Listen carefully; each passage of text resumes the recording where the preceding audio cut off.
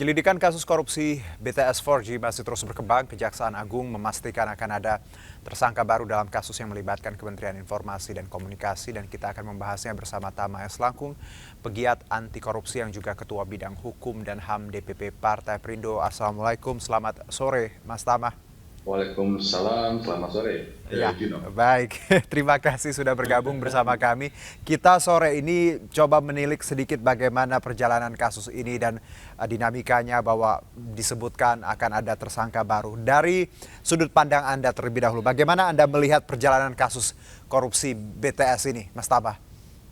Iya, perkara ini sebetulnya cukup cepat ya progresivitasnya dalam penanganan perkaranya. Kalau kita lihat di pemberitaan kan sebetulnya perkara ini sudah mulai mencuat ke ruang publik, itu di bulan November itu sudah naik ke penyidikan.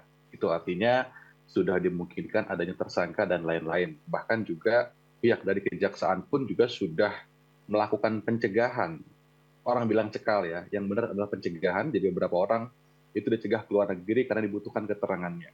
Artinya kalau kita bicara soal penanganan perkara, ini memang cukup progresif. Apalagi perkara ini kalau kita lihat dari informasi yang ada di ruang publik, informasi yang ada disampaikan oleh kejaksaan, ini berhubungan terkait dengan pengadaan, begitu.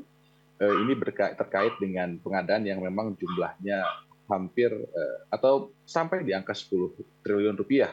Dan kejaksaan pun juga telah menyampaikan bahwa ada potensi kerugian negara itu yang mencapai sekitar 1 triliun, itu menurut audit dari BPKP. Jadi memang ini bukan perkara yang kecil, kita berharap juga bisa berjalan dengan cepat. Oke, kalau bicara mengenai Menkominfo sendiri, banyak desakan agar Kejagung juga memeriksa uh, menteri seperti itu. Bagaimana Anda melihat desakan ini? Ya, saya rasa kalau kita bicara soal penanganan perkara, dia tidak akan berdasar pada desakan, tapi Oke. bicara pada konstruksi yang kemudian memang dibangun berdasarkan fakta-fakta yang ada. Kalau kita lihat ini sudah ada pemeriksaan saksi yang cukup banyak ya, mungkin sekitar 60 lebih ya. 23 orang itu sudah dicegah ke luar negeri dan itu juga potensi. Artinya sekurang-kurangnya 23 orang tersebut sudah pasti akan menjadi saksi. Apakah akan berubah status menjadi yang lain-lain seperti tersangka misalnya, itu masih kita harus lihat lagi. Nah, Oke. itu sebetulnya sudah menggambarkan kemudian memang indikasi-indikasi, dugaan-dugaan yang dibangun oleh kejaksaan melihat dari bukti-bukti yang ada. Jadi kalau soal apakah perlu diperiksa atau tidak pihak menteri, ini yang kemudian akan didasarkan pada penyidik. Perlu Oke. nggak sih? Oke. Atau sudah sampai di situ nggak sih kira-kira perkaranya? Aha. Kalau kita lihat kan perkembangannya ini sudah tidak hanya bicara soal tersangka ya, sudah ada 4 orang tersangka, pertama dari kejaksaan, bahkan juga kejaksaan sudah menyampaikan ini sudah koordinasi dengan pihak PPATK, sudah bicara soal potensi aliran dana dan lain-lain. Tentu saja kita akan berdasar pada itu, keterangan para saksi dan kemana uang itu mengalir. Oke, kalau Jadi kita kita akan dasarnya di situ.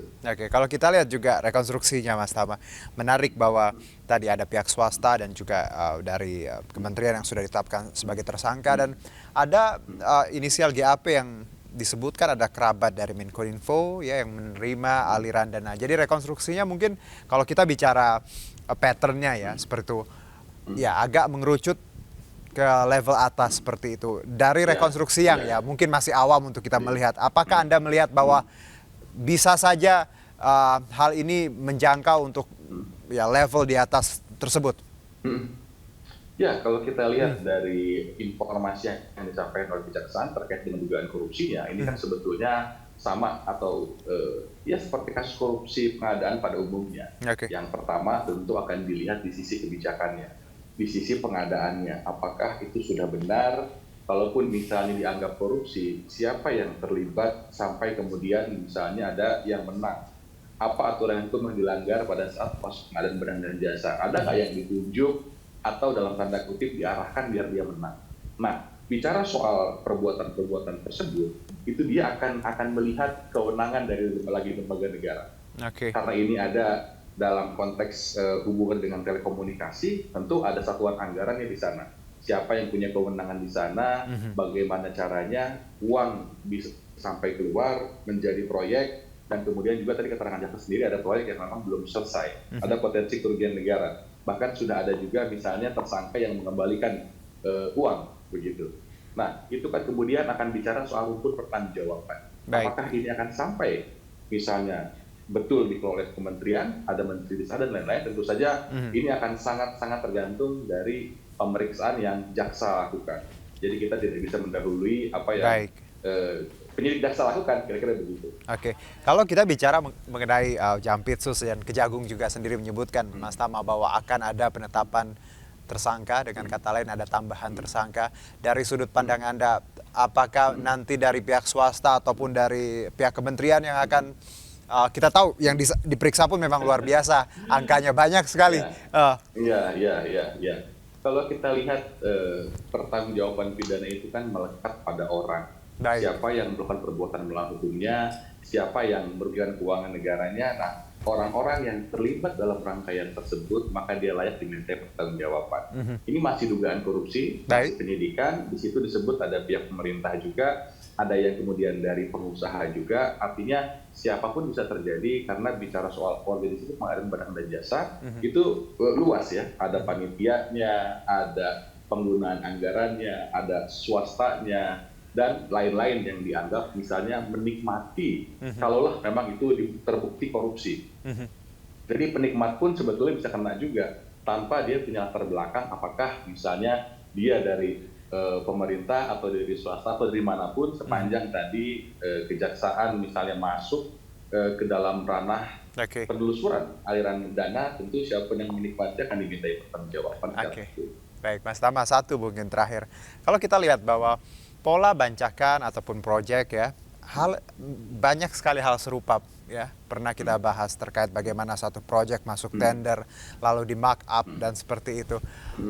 Kenapa masih banyak, let's say, pejabat publik, kementerian masih sering jatuh ke lubang yang sama, tidak pernah belajar bahwa hal ini berkali-kali jadi kasus hukum dan selalu end up-nya bahwa ya dilakukan lagi. Iya, saya rasa memang kalau bicara soal pencegahan sudah dilakukan ya. Ya. Artinya bagaimana kemudian ada LKPP di sana sebagai lembaga yang fokus soal pengadaan barang dan jasa, ada sistem pengawasan, kita punya inspektorat, di eksternal kita ada penyidik-penyidik kejaksaan, kepolisian, KPK. Nah, kalau memang ini masih terjadi, itu kan berarti memang dia sudah pada level bukannya nggak sengaja, tapi memang niat. Ketika dia bicara soal niat, ada bicara soal skenario dan lain-lain. Maka disitulah siapapun yang terlibat harus diberikan hukuman yang mungkin juga jika terbukti bahwa korupsi harus maksimal. Sehingga ke depan orang tidak lagi banyak yang berani melakukan korupsi dalam urusan pengadaan barang dan jasa. Baik, Mas Tama, terima kasih atas waktunya dan juga insight-nya. Selamat beraktivitas kembali. Tama Satria Langkung, Ketua DPP Partai Perindo Bidang Hukum dan HAM. Sukses selalu.